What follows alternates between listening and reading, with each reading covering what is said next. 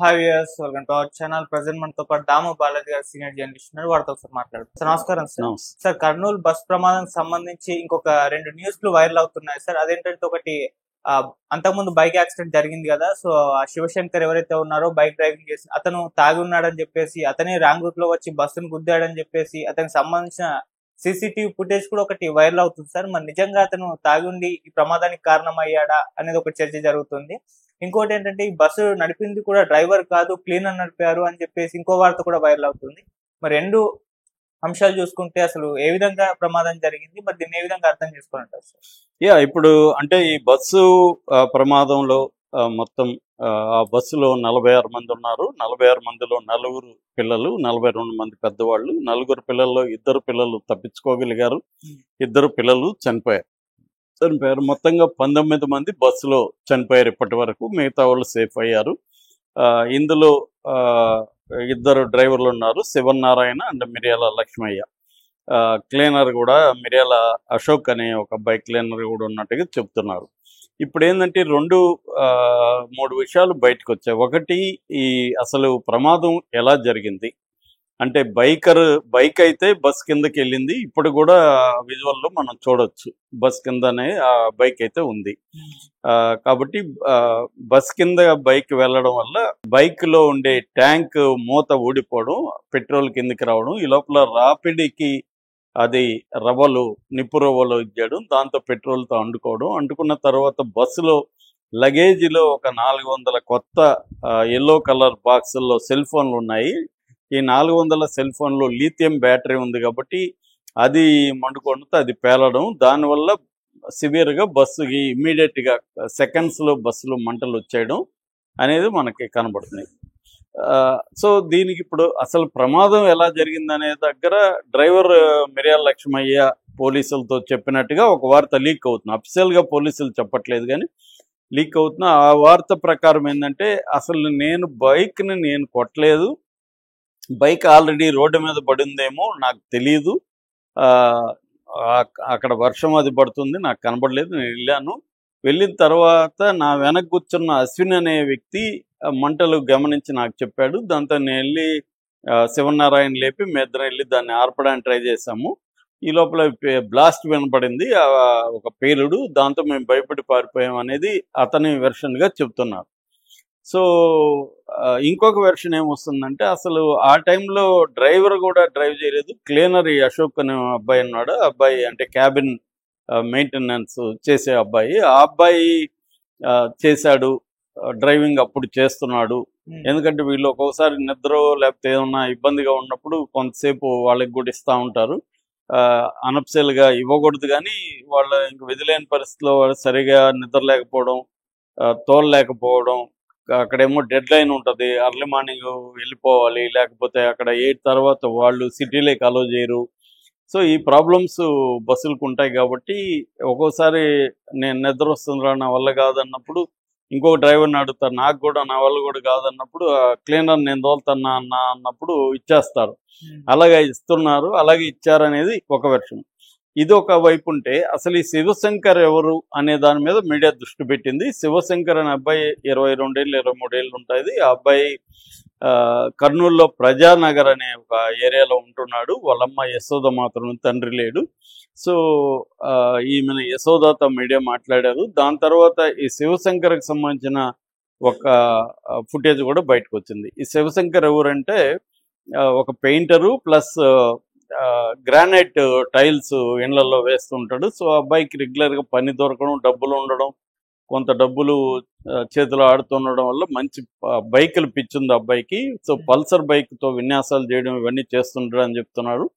కరెక్ట్గా 2 గంటల 20 నిమిషాలకి రాత్రి ప్రమాదం జరిగింది. 2 గంటల 40 నుంచి 45 నిమిషాల మధ్య ఈ అబ్బాయి ఏమో 2 గంటల 20 నిమిషాలకి, అంటే దాదాపు 20 నిమిషాల ముందు అనమాట, 2 గంటల 20 నిమిషాలకి ఒక పెట్రోల్ బంకులో పెట్రోల్ పోయించడానికి అబ్బాయి వెళ్ళిన సీసీటీవీ ఫుటేజ్ ఇప్పుడు బయటకు వచ్చింది. అది నేను చూశాను. అందులో ఏముందంటే, ఈ అబ్బాయి వెనకాల ఇంకెవరో అబ్బాయి బ్యాగ్ వేసుకున్న అబ్బాయి కూడా కూర్చున్నాడు. ఇద్దరు అక్కడికి వచ్చారు.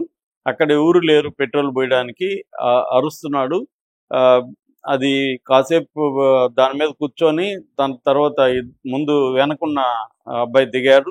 దాని తర్వాత ఈ అబ్బాయి కూడా దిగాడు. దిగి పక్కకు వచ్చి వెతికారు. ఆ వెతుకుతున్నప్పుడు అతను తూలుతున్నాడు. ఈ అబ్బాయి శివశంకర్ తూలుతున్నాడు. మళ్ళీ శివశంకరే బైక్ దగ్గరకు వచ్చాడు. ఇంకొక అబ్బాయి కనబడలేదు.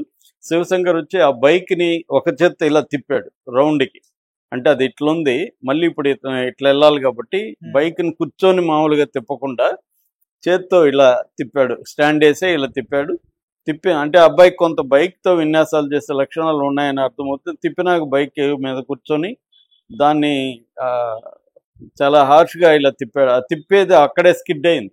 అంటే ఈ అబ్బాయి మందులో ఉన్నాడు అనేది అర్థమవుతుంది. అబ్బాయికి మందు అలవాటు ఉందని కూడా అతని ఫ్రెండ్స్ వాళ్ళు చెప్తున్నారు. సో మందు వేసుకొని డ్రైవ్ చేస్తున్నాడు అనేది పోలీసులు ఇప్పటివరకు చెప్తున్నారు. సో దాంట్లో క్లియర్గా 20 నిమిషాల ముందే అబ్బాయి తూగుతున్నాడంటే ఖచ్చితంగా మందు వేసుకుని డ్రైవ్ చేస్తున్నట్టు అర్థమవుతుంది. రెండోది అబ్బాయికి విన్యాసాలు చేసే అలవాటు కూడా ఉన్నట్టుగా కూడా తెలుస్తుంది. దీని నుంచి ఆ అబ్బాయి బైక్ని కొట్టినట్టుగా బస్సుని అబ్బాయి ఢీకొని ఆ బస్సు ఆ స్పీడ్కి అబ్బాయి కింద పడిపోయాడు. బండి లోపలికి వెళ్ళిపోయింది. అందుకనే డ్రైవర్కి తెలియదు, ఏదో జరిగిందని ఆయనకి ఇమ్మీడియట్గా ఏమి తెలియదు. వెనకాల తగిలింది కాబట్టి ఆయనకి తెలియదు. సో ఆయన వెళ్ళిపోతున్నాడు. ఈ బైక్ లోపలికి వెళ్ళిపోయింది. అది కూడా ఆయన గమనించలేదు. పక్కన వెనకున్న అశ్విన్ అన్న అబ్బాయికి మంటలు కనబడ్డాయి. అశ్విన్ అన్న అబ్బాయి కూడా మీడియాతో మాట్లాడాడు. నేను ఫస్ట్ చూశాను, నాకు మంటలు కనబడ్డాయి. నేను ఇమ్మీడియట్గా డ్రైవర్ని అలర్ట్ చేశాను. డ్రైవర్ కూడా ఆపి పక్కన ఉన్న శివనారాయణ లేపి వెళ్ళి ఆ మంటల్ని నీళ్లతో, వాళ్ళు కూడా చిన్నవి అనుకున్నారు, నీళ్లతో అరపడానికి ట్రై చేస్తున్నారు. కానీ అవి ఈ లగేజ్లో 400 సెల్ ఫోన్లు ఉండడం వల్ల అవి ఆ లిథియం బ్యాటరీ అంటుకోవడం వల్ల అది పేలింది. దానివల్ల బస్సులోకి ఇమ్మీడియట్గా వచ్చాయి. ఎక్కడైతే లగేజీ పెడతారో దానిపైన బస్సులో ఉన్న వాళ్ళు ఎక్కువ మంది చనిపోవడానికి ప్రధాన కారణం ఇదే. ఈ లోపల జనం ఇచ్చేశారు. మళ్ళీ ఒక హరీష్ అనే ఒక అబ్బాయి ఆ టైంలో అక్కడ పోతున్నాడు. ఇది చూసి ఇమ్మీడియట్గా అబ్బాయి బస్సు అక్కడ దిగి రాళ్లతో అతను అద్దాలు పాల్గొట్టి 10 మందిని సేవ్ చేసింది హరీషే అని ఇది కూడా చెప్తున్నాను. లేకపోతే ఇంకొక 10 మంది చనిపోయి ఉండేవాళ్ళు. ఎందుకంటే అవి అద్దాలు అంత రాలేదు. అతను ఇమ్మీడియట్గా రా తీసుకొని బయట నుంచి కొట్టడం వల్ల అద్దం పగిలిపోయి అద్దం నుంచి కిటికీల నుంచి లాగగలిగారు. పైగా అతను ఉండడం వల్ల లాగడం ఈజీ అయింది మనుషుల్ని. అలాగా 10 మందిని అతను ఒక్కడే సేవ్ చేశాడనే వార్త కూడా ఇప్పుడు వస్తుంది. అతను కూడా మీడియాతో మాట్లాడాడు. సో అంటే ఈ శివశంకర్ తాగి రాంగ్ రూట్లో వెళ్ళి ఈ దీన్ని గుద్దడం వల్ల, బస్సును గుద్దడం వల్లే ఇది జరిగింది అనేది యాక్సిడెంట్ కారణమైతే శివశంకర్ తాగి ఉండడము అనేది ఇప్పుడు పోలీసులు ప్రాథమిక విచారణలో నిర్ధారణకు వచ్చినట్టుకు తెలుస్తుంది. అయితే ఇది ప్రమాదం తీవ్రత పెరగడానికి మాత్రం ఈ 400 మొబైల్ ఫోన్స్ అక్కడ ఉండడం. మామూలుగా అయితే లగేజ్లో మొబైల్ ఫోన్స్, అన్ని ఫోన్స్ ఒక దగ్గర అక్కడ పెట్టడం రాంగ్. అది మనకి చాలా ఫ్లైట్లలో కూడా కొన్ని రకాల మొబైల్ ఫోన్స్ని అలో చేయరు. పవర్ బ్యాంక్స్ అయితే బ్యాన్ చేశారు. ఎందుకంటే యాక్సిడెంట్లు జరుగుతున్నాయని, పేలుతూ ఉన్నాయి అవి. సో ఈ మధ్య మనం బ్యాటరీతో వచ్చే వెహికల్స్ కూడా, ఈవీ వెహికల్స్ కూడా పేలడం చూస్తున్నాం. అట్లాగే సెల్ ఫోన్లు కూడా పేలే అవకాశం ఉంది. ఒక్క సెల్ ఫోన్ పేలినా కూడా మొత్తం బస్కి అంటుకునే అవకాశం ఉంది. ఇక్కడ ఏంటంటే, సో శివకుమార్ మందు దాగి రెక్లెస్గా బైక్ని నడుపుతాం. అక్కడే మనం చూస్తే అతను రెక్లెస్ నడుపుతాం, ఒక చేత్తో ఇలా తిప్పుతున్నాడు. మళ్ళీ అక్కడే అతను ఇట్లా టర్నింగ్ కొట్టేదే భయంకర ర్యాష్కి కొట్టి అక్కడే స్కిడ్ అవుతుంది. అలాంటి వ్యక్తి కొట్టడంలో ఆశ్చర్యం లేదు. బస్కి వేగంగా పోయి బస్సుని క్రాస్ చేసి వెళ్ళాలనుకొని బస్సును కొట్టాడు. అందుకనే మామూలుగా అది ఫస్ట్ ట్రాక్లో వెళ్తున్న బస్సు సెకండ్ ట్రాక్లకు వచ్చినట్టుగా కూడా కనబడుతుంది. సో అందువల్ల వెనక నుంచి బస్సు గుద్దితే డ్రైవర్కి ఏం తెలిసే అవకాశాలు తక్కువ ఉంటాయి. అంటే ఆ ఎఫెక్ట్ బస్సు మీద పెద్దగా పడకపోవచ్చు. కాబట్టి బస్సు డ్రైవర్ తెలియదు. మంట వచ్చిన తర్వాత అశ్విన్ చెప్పినాక మాత్రమే డ్రైవర్కి తెలిసినట్టుగా చెప్తున్నారు. ఇప్పుడు ఈ వీడియో సంచలనంగా మారింది. Okay sir, thank you so much.